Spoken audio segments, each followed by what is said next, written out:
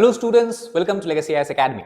Today we are going to discuss about an interesting development that has been going on in the India-China bilateral relation, where it has been announced that special representatives from both the countries are going to hold talks just tomorrow in the Beijing, which is the capital city of China. So what is this talk relates to? What is this entire issue of discussion is all about? If I try to give you the context or the background of this particular topic, so the SR of both India and China, if we talk about from the China, the special representative is the Wang Yi, who is the foreign minister, or more precisely, if you look at his designation, it is the director of the office of the Central Commission for Foreign Affairs.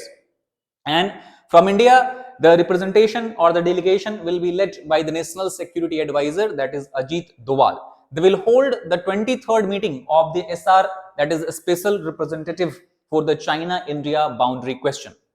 Now, if you look at the meeting, in which context this meeting is taking place, so basically both the countries on the sidelines of the BRICS summit held in the Kazan, the city located in Russia, the countries basically agreed upon to restore the bilateral ties which were done earlier at the official level and later on endorsed by the prime ministers. Largely it is related to the disengagement of the troops both from the India and Chinese side in the eastern Ladakh. If we talk about the border of the India and China in the Ladakh region, especially along the Pangong region, and also if we talk about the Damchok areas, Galwan Valley, these were the regions where a heavy engagement of Indian and Chinese military have been observed.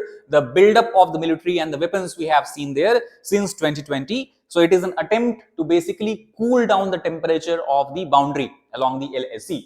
Now, if you look at the SR mechanism, we have discussed the special representatives are going to meet. This is not a new mechanism, rather it is something that was constituted in year 2003. The main reason behind the development of such mechanism was largely to address the dispute India and China has along their border, which spans for more than 3,488 kilometers, starting all the way from the Ladakh in the north and to Arunachal Pradesh in the east. And till now, 22 meetings of this SRs have already happened. This is going to be 23rd meeting. However, what makes it interesting is that this is for the first time the meeting is going to take place at such interval or after such a gap. This gap is of 5 years. Last meeting took place in 2019. After that, we know in 2020 we have the conflict. So basically, though the SR mechanism have been constituted in 2003, we cannot say that a very significant result we have seen as far as the delineation of boundary between India and China is concerned. Neither we have seen a resolution of the dispute that both countries faces, but everyone agrees, both from the Indian side as well as Chinese side, that this is as of now is a very good mechanism, very promising mechanism, which has proved its usefulness in addressing the recurring tensions between the two countries, especially along the border of land border of India and China. Now, apart from the SR mechanism we have discussed that was instituted in 2003, in 2010, to further strengthen the cooperation and resolve the boundary dispute, working mechanism for consultation and cooperation were basically instituted by both the countries.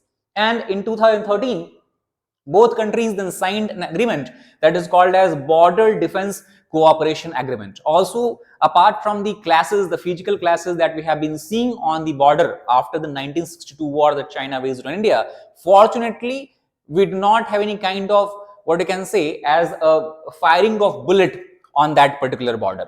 So this is something that we also have to be aware about, that though this area is an area of confrontation, it has not seen a major class war or even we can say battles breaking out here. So if you talk about the bilateral relation of India and China, since 2020, apart from trade, almost in all dimensions, the relation has remained frozen. Why it has remained frozen? Because if you look at the Ladakh region, along which you have the line of actual control that you are seeing, starting from Karakoram range in the north to Chushul sector in the south. So basically the PLA in 2020, somewhere in the March-April, moved into the Indian territory and began to build a fortified structures and defenses. This step taken by the People's Liberation Army, many experts argue, is basically was an attempt to change the status quo prevailing over or around the LAC permanently. Then further in June, you have the clash that has happened in the Galwan Valley, where the soldiers from both Indian and Chinese site lost their life. And interestingly, it is in this context the China has accused India of firing shot at its troop in September. On the other hand, India accused China of firing into the air. So if it was correct indeed, it would have been the first instance after this we can say 1970s when such bullet or what you can say use of weapons, heavy weapons, can be observed or can be seen here. Now, if we talk about the current meeting that is going to take place in a few days, basically between the special representatives, what is the background behind this meeting? So the development largely has happened in the month of October. October 21 is when the foreign Ministry of External Affairs spokesperson of India, he said that the agreement between both countries has been finalized for a resolution of the issue that arose in 2020. What were the issues? We already have discussed about that. Then in October 2022, this has been also what you can say this statement was given by the China that going forward after the signing of the resolution between both countries, China will work together with India to implement the resolutions. Resolutions were largely pertaining to the disengagement of troops along the line of actual control. And finally, this become what you can call as this gained its credence and credibility when on the sideline of BRICS summit in the Kazan of Russia, when the Prime Minister of China Xi Jinping and the Prime Minister of India Sri Narendra Modi met, and they both of them they met after such a long interval and they endorsed the agreement that both the countries have talked about earlier about the disengagement along the LAC in the eastern Ladakh. And it was during this sideline meeting between the prime ministers of both countries, it was agreed that as soon as possible the special representatives from both countries will meet and finally work toward the implementation of the disengagement, or what you can call as the approval of the disengagement. Now, if you look at the line of actual control, first of all you have to understand the line of actual control is not in some kind of plain areas. If you look at the map that has been taken from the Google Earth, you can see the geographical terrain. And the red line that you see on the map here represents the line of actual control. So it is passing through a very higher elevation. In this area, if you talk about the height is as high as 5,000 to 6,000 meters, then further it goes down in the valley, then it goes on the plateau where you have the Pangong So Lake, then again it rises up in the mountains. So it is very uneven, rugged terrain and relief where the line of actual control is and where the guarding or patrolling of border is done, the Indian forces, Indian security forces. So the border starts somewhere from the Karakoram Pass in the north.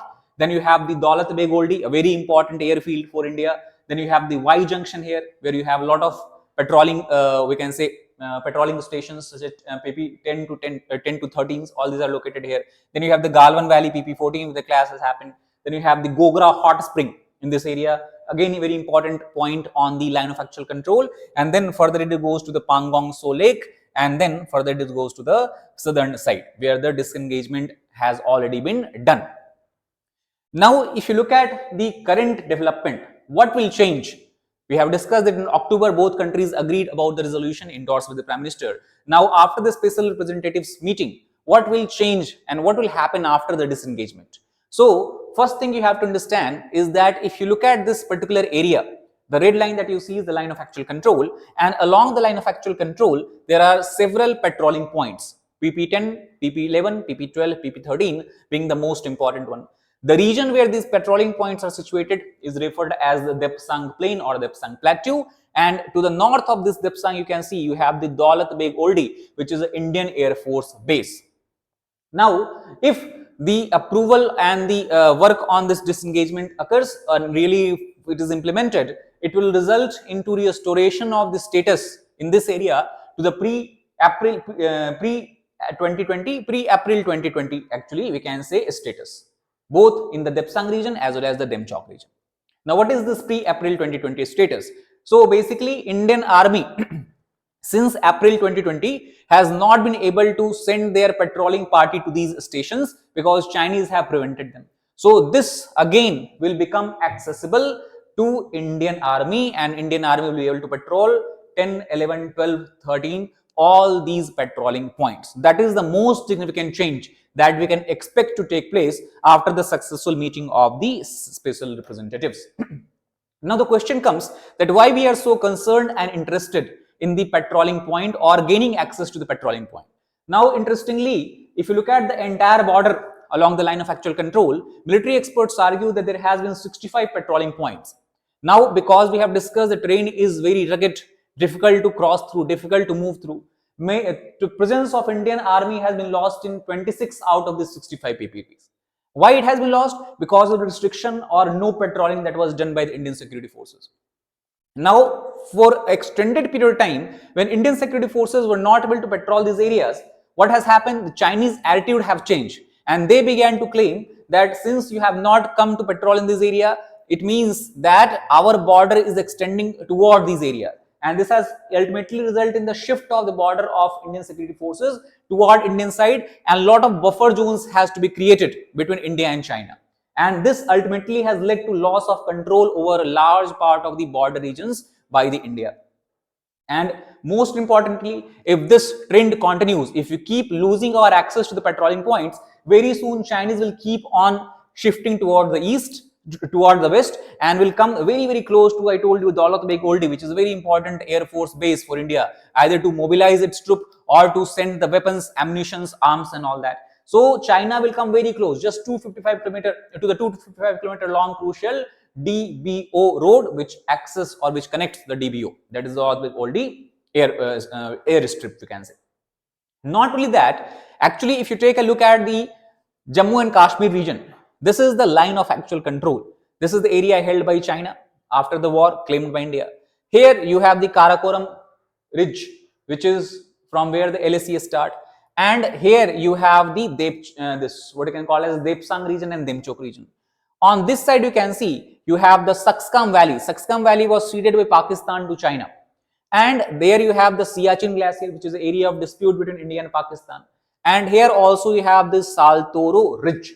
So, because of the patrolling point and the accessibility that India has over this area, it is able to have a complete look both toward the Chinese side as well as toward the Pakistani side. So, it is very strategically located. And we talk about the Saltoro Ridge and Siachen Glacier that we are talking about. The Army General, earlier Army Generals have referred it as a point of collusivity between China and Pakistan. Why point of collusivity? Because this is the region through which the Chinese army, Chinese military and Pakistani military can launch a possible two-front attack or a combined attack. Because from this area, which is under the control of China, and then further the Saxkam Valley, which was ceded by Pakistan to China, and there you have the Pakistan. So this is very, very strategically important area. Both of the military can enter into this area if this control over this region is lost by India. So that makes it very important from the security and defense perspective. Now, those of you who have stayed till the last video, I am going to give you a bonus fact and bonus point about a term which is used in the context of international relations, especially about the approach that China has adopted toward India as far as the border this conflict goes on. The term that is used is called as salami slicing. Now, as you can see, salami slicing is when you slice the salami pieces into small we can say small strips, small pieces. So this is the strategy that China has adopted. It is gaining inch by inch access toward the Indian territory. It does not focus now on launching a frontal assault and taking control over large swaths of territory. Rather, by gradually sending incursion parties of the military in the Indian sites, they are gaining control over small areas. And by this, over a long period of time, they were trying to gain the strong foothold or increase their foothold in the Indian side. So this method of gaining the land inch by inch is what is referred as salami slicing, this approach of Chinese military. That is all about this particular video. I hope you got the gist of the importance and the background in which the special representatives of both countries are going to meet soon in the Beijing, capital city of China. Thank you very much.